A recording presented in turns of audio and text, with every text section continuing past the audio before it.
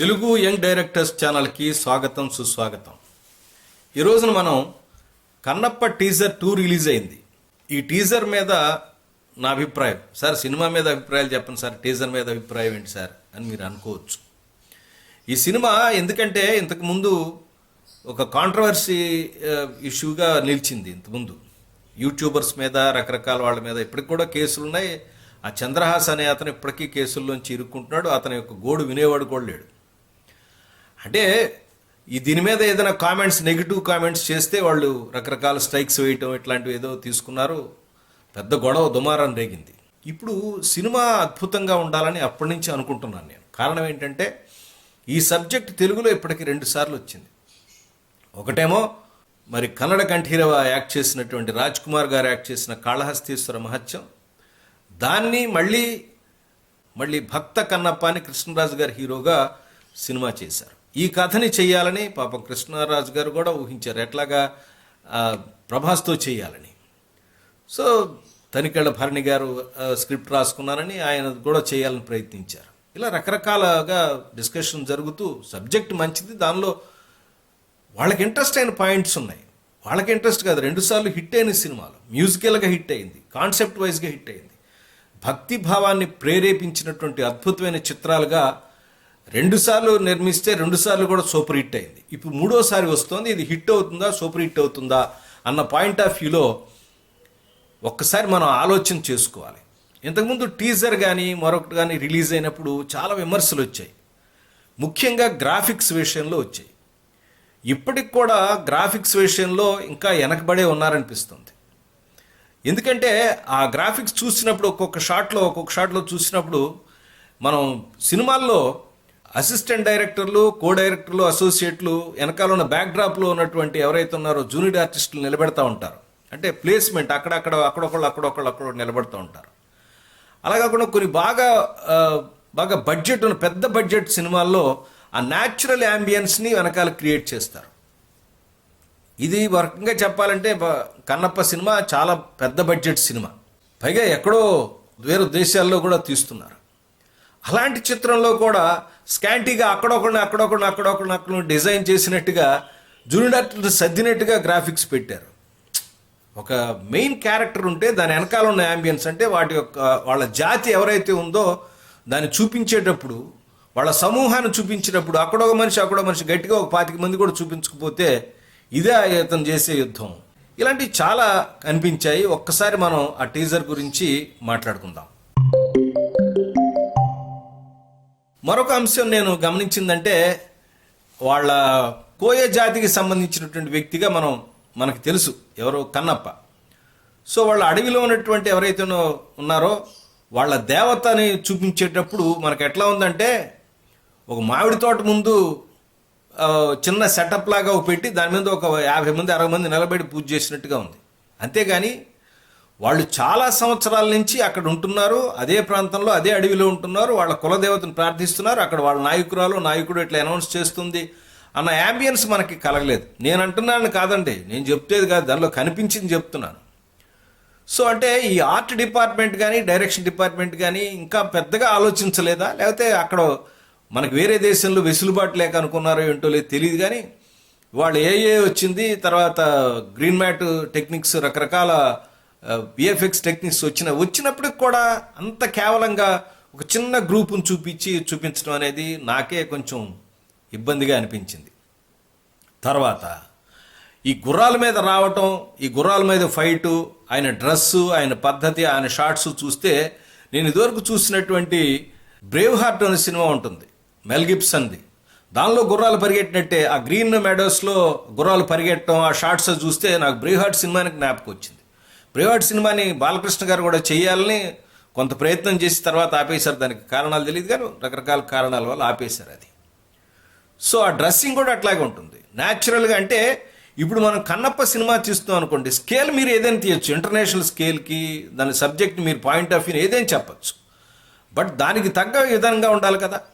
రెండోది, బాహుబలి సినిమా చాలామందిని ఇన్స్పైర్ చేసింది.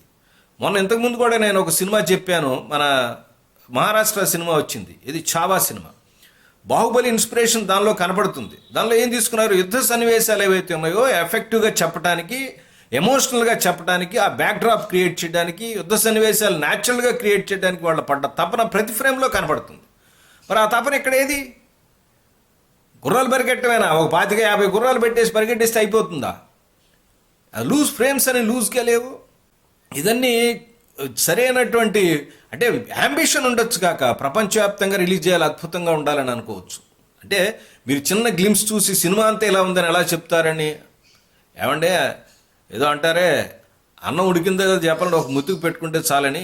ఇంతకుముందు ఇంత కాంట్రవర్సీ, చాలా పెద్ద విమర్శలు వచ్చినాయి కదా, గ్రాఫిక్స్ సరిగ్గా లేవు, ఇట్లా ఉండాలి, అలా ఉండాలి, ఇలా ఉండాలి, జనాలు చాలా అక్కడెక్కడ నిలబెట్టారు, సరిగ్గా లేవన్నారు కదా.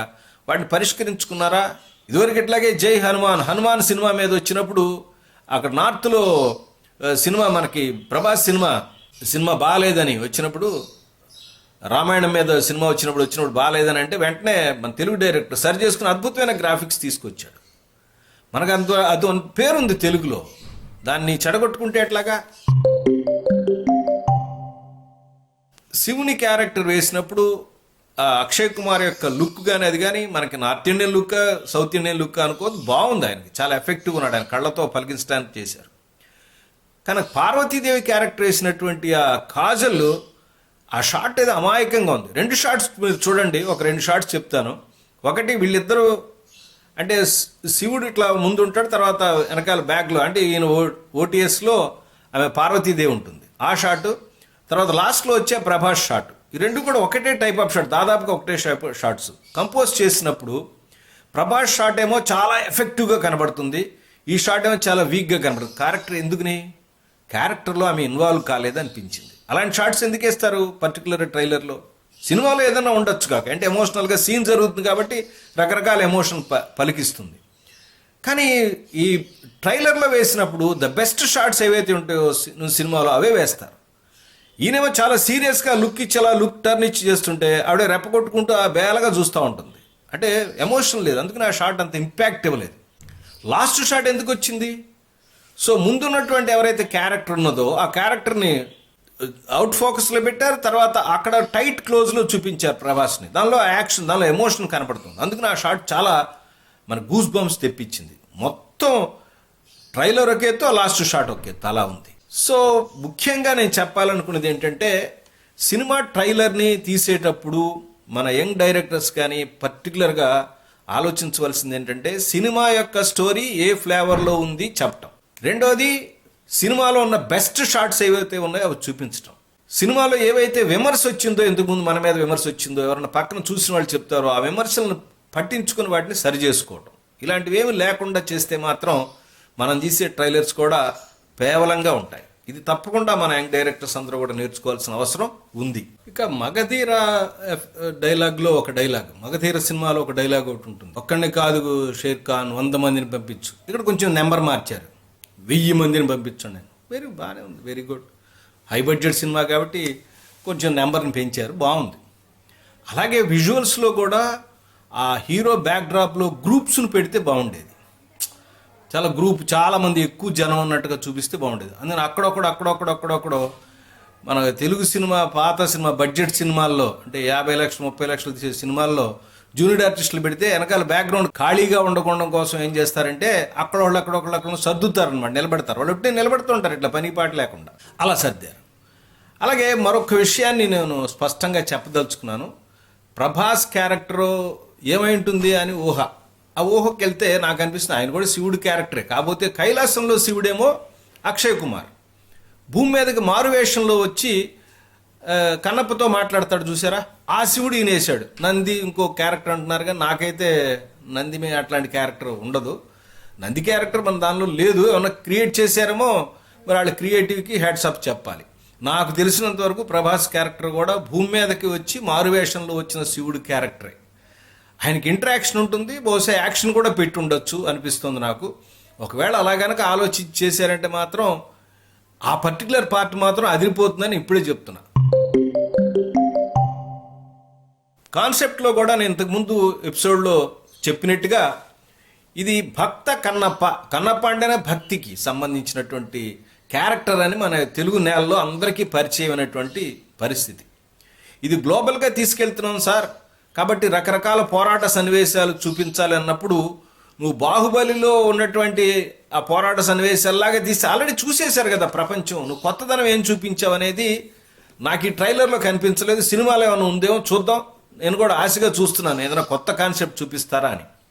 నాకు ఎందుకు ఇప్పటికీ అనిపిస్తూ ఉంటుంది, భక్తి భావాన్ని తీసి మరొక భావాన్ని ఏది పెట్టినా కన్నప్ప క్యారెక్టర్కి అతకదేమో అనిపిస్తూ ఉంటుంది. వేరే కథలో ఏమన్నా ఉండొచ్చుగేమో, కన్నప్ప క్యారెక్టర్కి అతకదు అనిపిస్తూ ఉంది. ఎందుకంటే ఆ క్యారెక్టర్కి శివుడికి ఉన్నటువంటి అనుబంధం నాకు అట్లా అనిపిస్తూ ఉంటుంది. పదే పదే చెప్తా ఉంది, భక్తిని విడిచిపెట్టి ఏ కాన్సెప్ట్ చెప్పాలని ట్రై చేసినా సినిమాకి అంత ఫలితం వస్తుందా అన్నది నాకు అనుమానమైన పాయింటే. చూద్దాం మరి సినిమా రిలీజ్ అయ్యేటప్పుడు ఎలా ఉంటుందో, పరిస్థితి ఎలా ఉంటుందో, ప్రేక్షకులు ఎలా రిసీవ్ చేసుకుంటారో, ఇప్పటి జనం ఎట్లా ఆలోచిస్తున్నారు అనేది మన యంగ్ డైరెక్టర్స్ క్రియేటర్స్కి ఒక లెసన్ లాగా ఉపయోగపడుతుంది. సినిమా కోసం మీతో పాటుగా నేను కూడా ఎదురు చూస్తున్నాను.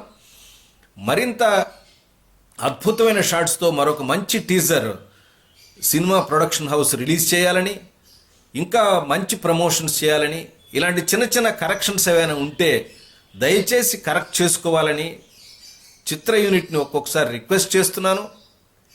ప్లీజ్ ఒక మంచి చిత్రాన్ని అందించడానికి మీ ప్రయత్నంగా మీరు చేయండి. ప్రేక్షకులుగా చూడటానికి మేము రెడీగా ఉన్నాం. మరొక కొత్త అంశంతో మళ్ళీ కలుస్తాను. అప్పటిదాకా నమస్కారం.